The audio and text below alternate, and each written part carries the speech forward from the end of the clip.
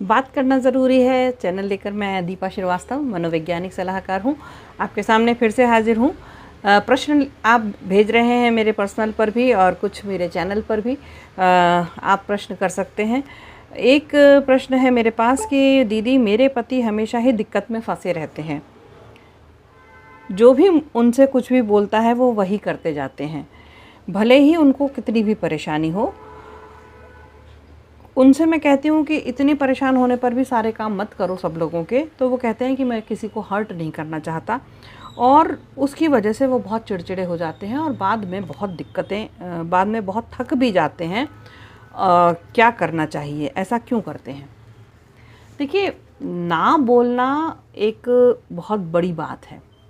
बहुत सारे लोग होते हैं जो ना बोलना की कला जिनको नहीं आती, तो उनको क्या लगता है कि ना एक्चुअली क्यों नहीं बोलते। ना इसलिए नहीं बोलते क्योंकि वो ना एक गुड बुक में रहना चाहते हैं।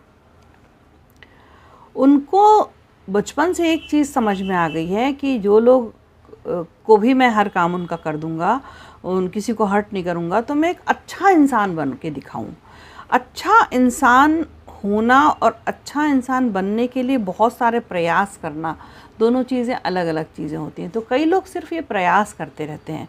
उसी में एक प्रयास ये भी होता है कि हर बात पे हाँ बोल दो, हाँ हम कर देंगे, चाहे हो रहा है कि नहीं हो रहा। और फिर बाद में नहीं हो रहा है तो मैंने ऐसे लोग देखे हैं जो किसी चीज़ को मना नहीं करते हैं, क्योंकि ना वो उनकी गुड बुक में क्रॉस नहीं लगना चाहिए, रेड गोला नहीं लगना चाहिए। वो छोटे में अपने हैंड राइटिंग, जो हम लोग कोई काम करते थे, अपना कॉपी वर्क करते थे, उसमें गोला लग जाता था ना, रेड मैडम लगा देती थी, तो वो नहीं लगाना चाहते कई लोग अपनी ज़िंदगी में। उनको लगता है कि मेरी शीट जो है वो लाइफ की, उसमें कोई भी दाग धब्बा, क्रॉस या गोला रेड ना लगा रहे। तो दिक्कत ये होती है कि वो एक्चुअली कुछ काम कर पा रहे हैं कि नहीं कर पा रहे हैं, उनके बस की है कि नहीं बस की है। ऐसे मैंने बहुत सारे लोग देखे हैं। तो वो अप्रिसिएशन के भूखे होते हैं, इसकी वजह से ही तो करते हैं। दूसरा, वो चाहते हैं कि मुझे सबसे अप्रूवमेंट मिले, हर कोई मुझे मेरे टिक लगाए, मेरे लाइफ के हर दिन ढेर सारे टिक लगे हों, सही, मैं बहुत सही हूँ। तो उसमें ये होता है कि एक व्यक्ति बहुत सारे काम नहीं कर सकता, एक व्यक्ति बहुत सारे घंटों काम नहीं कर सकता, एक व्यक्ति बहुत दूर दूर के दुनिया भर के काम नहीं कर सकता। तो एक व्यक्ति के पहुँच में सारी चीज़ें तो हो ही नहीं सकती। लेकिन अगर वो मना नहीं करेगा तो लोगों को तो बड़ा मज़ा आ रहा है काम करवाने में। उनको तो एक फ्री का एक व्यक्ति मिल गया जो उनके सारी ड्यूटीज़ बजा रहा है। तो धीरे धीरे फ्रस्ट्रेशन तो आएगा ही। आपने लिखा है कि वो फ्रस्ट्रेशन में आते हैं और बहुत थक जाते हैं और हमेशा ही दिक्कत में फंसे रहते हैं। तो धीरे धीरे आप उनको समझा सकती हैं बहुत आराम से। जब भी वो कोई ऐसा काम, टास्क लेना, अब आप क्या करिए, नज़र रखिए उन पे। जब भी वो कोई ऐसा टास्क में हाँ कर दें जो थोड़ा सा उनके, मतलब उनकी पहुंच से थोड़ा सा डिफ़िकल्ट हो, तो आप उनको बड़े प्यार से समझाइए। नेगेटिव मत होइए ऐसे व्यक्ति के सामने। अगर आपने कह दिया कि अरे देखा तुमने, हमने तो कहा था कि तुम मत लो ये काम, और तुमने किया और उसके बाद देखा अब तुम कितने परेशान हो गए, तो उनको ना बुरा लगेगा, क्योंकि वो अच्छा करने चले थे और वो गुड बुक में आना चाहते थे उनकी, जिनका काम था, और आपकी गुड बुक में से फिसल गए। आपने उनको बुरा बता दिया उनका कि वो कहाँ फेल हो गए, तो वो मानेंगे नहीं, वो चिड़चिड़े हो जाएंगे, इसलिए वो चिड़चिड़े हो रहे हैं। तो आप ऐसा करिए, उनको इस तरह से बात करनी पड़ेगी आपको कि यार तुमने कमाल कर दिया, देखो तुम कितने थक गए ना, लेकिन उसके बावजूद तुमने उनके काम को मना नहीं किया, और तुमने आखिरकार अपना मतलब पूरा दिन लगा दिया। दूसरे तुम्हारे काम भले सफ़र हो गए पर्सनल, अपने को वहाँ जाना था, वो वाला एक काम था, मुझे तुम्हारी साथ वहाँ जाना था, वो भी नहीं हो पाया, वो अपने बच्चे का ये नहीं हो पाया, पर भी तुमने उनका काम कर दिया। ऐसे आपने क्या करा, आपने उनकी तारीफ़ भी करी, और जहाँ वो स्लिप कर गए, कुछ ना कुछ तो स्लिप करेगा इंसान भाई, ऐसा तो नहीं हो सकता ना कि सारे काम एक इंसान कर लेगा। तो वो किसकी गुड बुक में आना चाहते थे वो वाला काम उन्होंने किया, और जो उनके पर्सनल काम थे वो फिसल गए। तो आपको वो काउंट कराने हैं, एक बार कराइए, फिर एक आध बार मत कराइए। ऐसा नहीं कि आप हर बार उनके पीछे पड़ गए लेकर के कि अब हर बार तुम करो, सही हम बता रहे हैं। होता यही है, टिक टिक टिक टिक जो होती है, जो आपने लिखा भी है, मैंने ये पहले लाइन नहीं पढ़ी, कि इस वजह से हमारे बीच में बहुत टिक टिक होती है। तो जो टिक टिक होती है ना, वो इस वजह से होती है कि आप हर बार उनको गिनाएंगी अगर कि देखा तुमने कहा, हमने कहा था कि मत करो वो वाला काम और तुमने किया और गड़बड़ हो गई, तो तुम कितना थक गए या प्रॉब्लम्स हो गई। तो वो तो गुड बुक में आने के लिए, अप्रिसिएशन में आने के लिए, अप्रूवल के लिए अपना तन मन धन लगाए हुए थे, तो उसमें आपसे नाराज़ हो जाएंगे वो, क्योंकि वो किसी की भी तरफ से अपने ऊपर क्रॉस लगा हुआ उनको पसंद नहीं है। तो आपको उनको थोड़ा थोड़ा दिन बाद रियलाइज़ कराना है, दो चार बातें हो जाने दीजिए। वो रोज़ ही दिक्कत में आते तो रोज़ ही मौका पड़ेगा, तो रोज़ मत उनके पीछे पड़िए। धीरे धीरे उनको कोई कोई एक एक पॉइंट पे बताते चलिए कि देखो आज तुम बहुत थक गए, लेकिन उसमें भी उनके अप्रिसिएशन के साथ। तो धीरे धीरे ना, वो दिमागदार तो हैं, ऐसा तो हो ही नहीं सकता कि दिमाग नहीं हो। जब वो 25 लोगों के काम कर सकते हैं, 50 लोगों के काम कर सकते हैं, किसी को मना नहीं करते, तो इसका मतलब माइंड से तो तेज हैं, यहाँ से तो भागते होंगे, शरीर से भी फिट होंगे, तब तो वो चाहते होंगे। तो उनको धीरे धीरे धीरे धीरे ये कहीं कहीं कहीं कहीं बताते चलिए। तो वो ना क्या होगा, वो जो क्रॉस लग रहा था ना, वो उनको वहाँ पर जाके अपने उस पर एक गोला लगेगा कि हाँ यार यहाँ मैं परेशान हुआ।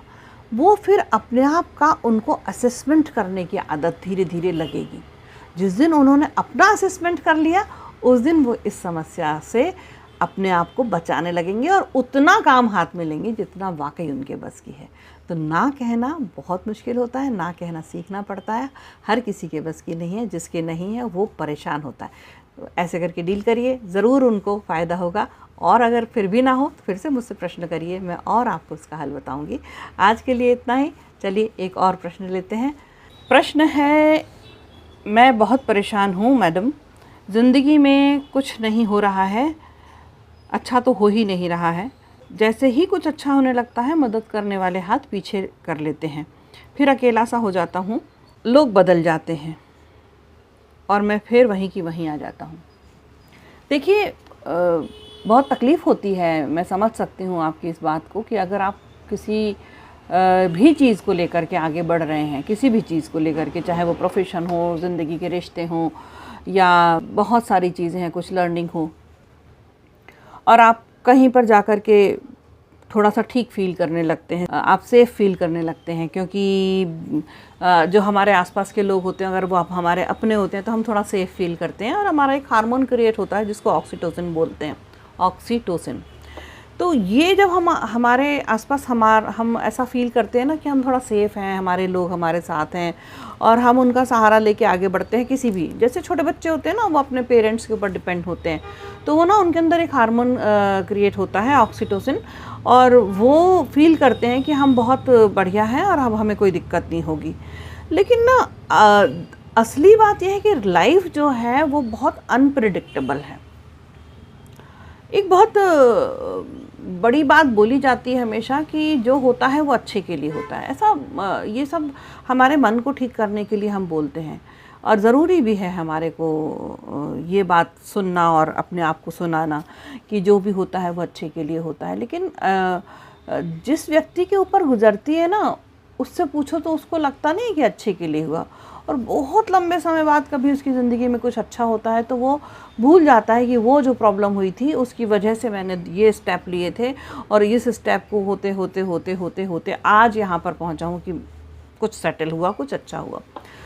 तो लाइफ इतनी अनप्रिडिक्टेबल होती है, और लोग इतने अनप्रिडिक्टेबल होते हैं कि वो आपका साथ दे क्यों रहे हैं आप एकदम से समझ नहीं पाओगे।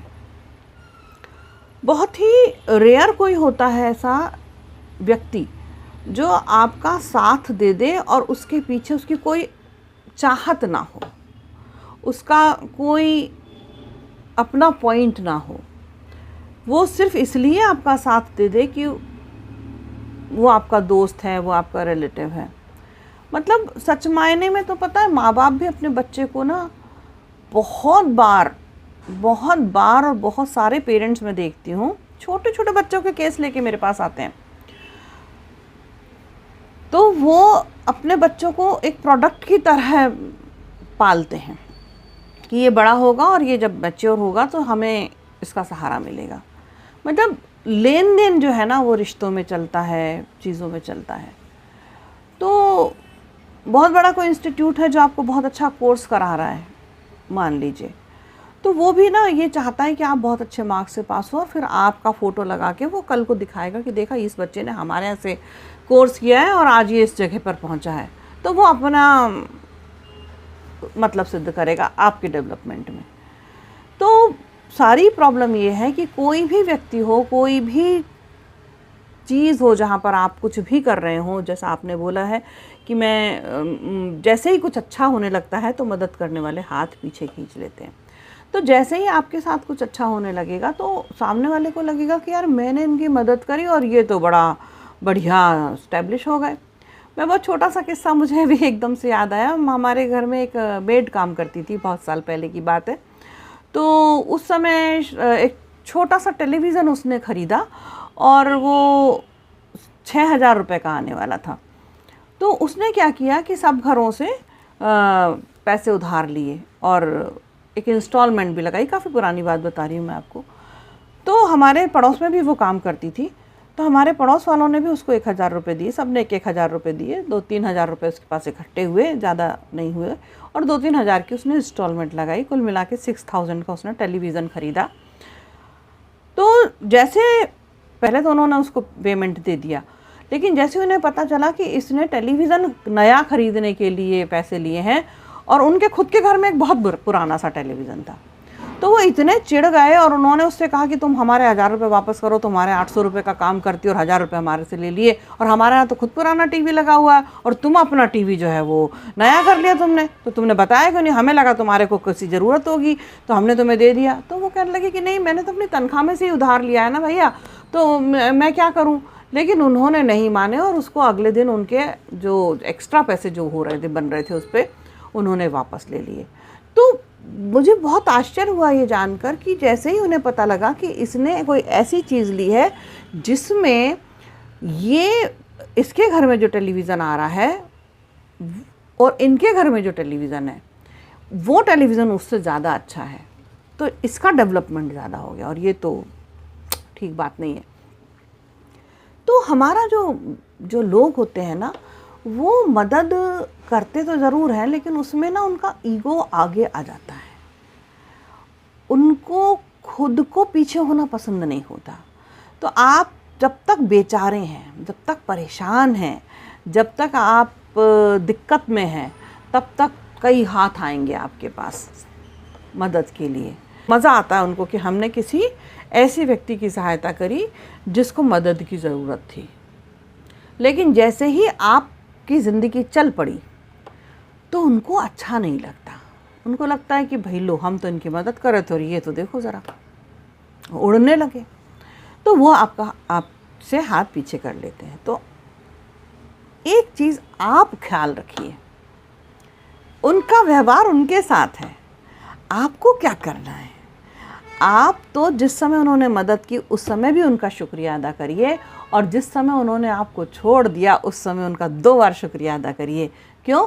क्योंकि अगर आपका साथ उन्होंने दिया है तो आपको कुछ दिनों की राहत दी, कुछ समय के लिए आपका एक हार्मोन डेवलप होने की, आपके अंदर एक कंडीशनिंग करी जिसमें आपका ऑक्सीटोसिन डेवलप हुआ, और आप जैसे ही कॉन्फिडेंस के लेवल पर आगे आए, आपने कुछ लर्न किया। हो सकता उनसे लर्न किया या उनके साथ देने की वजह से कहीं और से लर्न किया। आपने कुछ इस्टेब्लिश किया, और जैसे ही आपने इस्टेब्लिश किया तो आप अपनी लर्निंग क्यों भूल रहे हैं। आपने लिखा है कि मैं बहुत परेशान हूँ, ज़िंदगी में कुछ अच्छा हो ही नहीं पा रहा है। जैसे ही कुछ अच्छा होने लगता है, मदद करने वाले लोग हाथ पीछे खींच लेते हैं। तो आप बहुत दिनों तक मदद के सहारे रहिए ही मत। ये दुनिया जो है ना ऐसी, इसको एक्सेप्ट करिए। मदद जब करता है ना इंसान, तो वो तब तक करता है जब तक आप कुछ नहीं हैं, आप बेचारे हैं। और जिस दिन उसने मदद करना छोड़ी, आप अपने आप को ये सूचना दीजिए, अपने आप को ये बताइए, इन्फॉर्मेशन दीजिए कि मैं अब बेचारा नहीं हूँ, मैं अब अपने पैरों पे खड़े होने लायक हूँ हर मामले में, चाहे वो कोई सा भी मामला हो। हर मामले में एक ही बात सेट होती है। तो उसकी जो मर्जी थी ना, वो आपको कभी भी हिला सकता था। मतलब आपको मदद दे रहा था और उसने मदद खींची तो आप हिल गए, आपकी ज़िंदगी तहस नहस होने लगी, आप परेशान हो गए। वो उसके हाथ में अपने अपनी चाबी दे रखी है, उसके हाथ में अपनी चाबी मत दीजिए। और दी थी और उसने वापस ले ली तो कोई बात नहीं, शुक्रिया अदा करिए, अपना ताला भी खुद बनिए, अपनी चाबी भी खुद बनिए। अब आप लर्न इट हो गए।